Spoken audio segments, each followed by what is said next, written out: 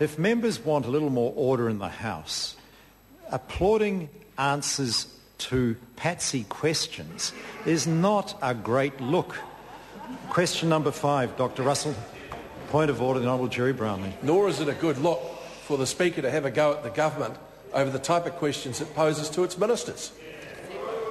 Forgive me, but it's a tradition in this House that often questions from the governing party have been referred to as patsy questions, and all I'm pointing out is that it's not a great look to be applauding the answers to them. Where ministers give great answers to tough questions, nothing wrong with applauding that, but it's not a great look because it adds to disorder in this House. Question. Order. The member will resume his seat, and I've dealt with that matter, and I'm not inclined to take it any further. I've called question number 5, Dr. Russell Norman. Point of order. Point of order, the Honourable Gerry Brownlee. Mr. Speaker, it does cause disorder in the House if members asking questions about matters that are of great concern to them are dismissed by the Speaker as being of less relevance than some other questions asked. This is a member's question time. Members on this side have as much right to ask questions of ministers as any other. And the Speaker referring to them as patsy questions is no less offensive than the use of the terms Tory or screaming lefty. I accept the rebuke, but we'll move on. Question number 5, Dr. Russell Norman. Thank you, Mr. Speaker. My question is to the Minister of Finance and asks, does he have a plan to enable our economy to develop in a sustainable way? If so, what is it?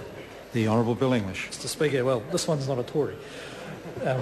Mr. Speaker, it depends on your definition of sustainability. In our view, the first call on sustainability is that new jobs and growth and incomes should be able to be maintained over time, and that is what we are setting out to do with an economic program which will contribute to sustainable economic growth, and that is investment in productive infrastructure, removing red tape, supporting business innovation and trade, lifting productivity and improving services in the public sector, and strengthening the tax system, where we took a significant step in Budget 2010. We believe this will make jobs and growth much more sustainable than the consumption-fed, debt-financed growth over the last decade.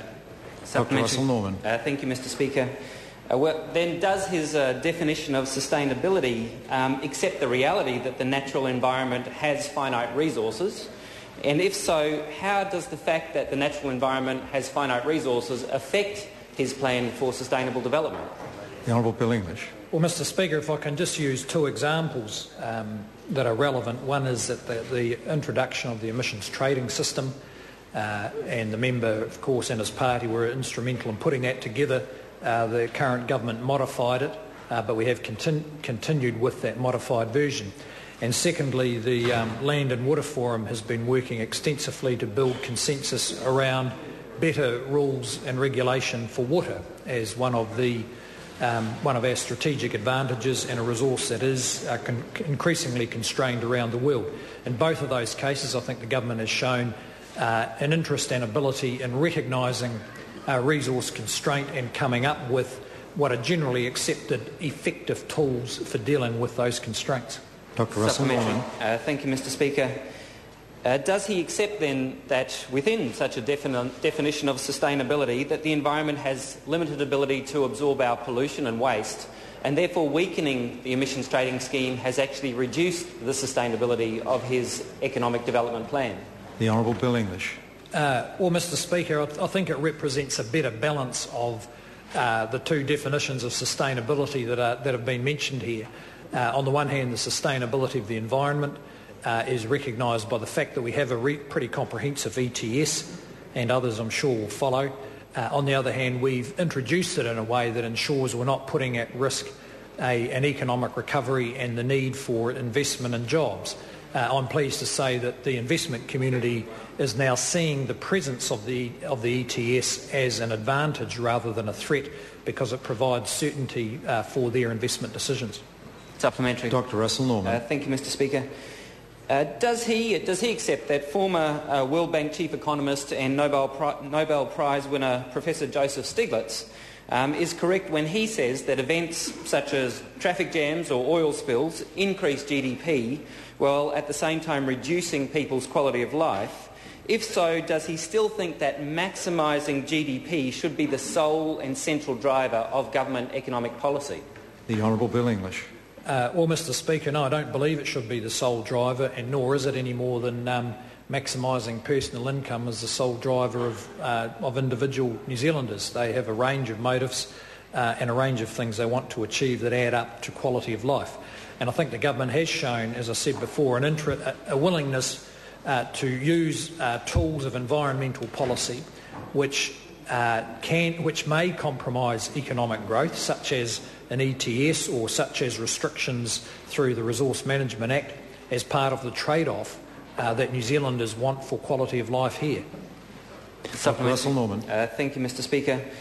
Does he agree that former World Bank chief economist and Nobel Prize winner Professor Joseph Stiglitz is correct when he states that GDP figures can hide large increases in inequality, which can result in most people being worse off even as GDP is rising? The Honourable Bill English. Well, Mr Speaker, Professor Stiglitz is an eminent economist, and on that matter I do agree with him. And that is why one reason the government publishes a range of reports, and I think the previous government initiated some of these, and that is GDP figures are published regularly. There's also a social report which measures progress against dozens of indicators, and we're moving into a range of environmental reports, including I think one pretty soon on water quality, which are other measures of welfare. And I think most New Zealanders are capable of looking at that range of data and making their own assessment as to whether their quality of life is improving. Dr. Russel Norman. Thank you, Mr Speaker. Well, in light of that answer, when he presents his budget next year, will he consider adding indices of environmental and social sustainability alongside GDP as a measure of progress?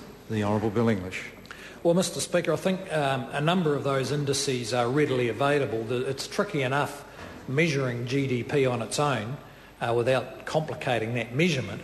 Other measures are available. But I would say that there's no doubt that a rising GDP is a key to lifting environmental standards. Countries with higher GDP generally have higher environmental standards, and many people do measure their progress by their economic progress, and that's why it is pretty important we have policies that encourage growth.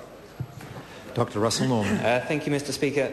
Does the Finance Minister agree with world-renowned scientist David Suzuki, who happens to be speaking at the Green Economics Conference on Friday, who argues that separating economics from ecology is bad news for humans, that it's not sustainable, and he says separating economics and ecology is actually suicidal for the human race? The Honourable Bill English. Well, it's the kind of dramatic thing I might expect is said at a Green Economics Conference, but I don't disagree with the general idea. That is why, and the Green Party have been advocates of economic tools for solving environmental problems, and in that sense we're in agreement. All the work the Green Party did on the ETS has resulted in a tool that combines economic and environmental objectives and does so, in my view, better than bureaucratic whim or random regulation. And I would expect that as we evolve our thinking about water, we will end up in pretty much the same kind of place, and that is integrating our environmental and economic objectives. And we've learned a lot from the ETS about how that might apply in a bit more relevant way to water. Question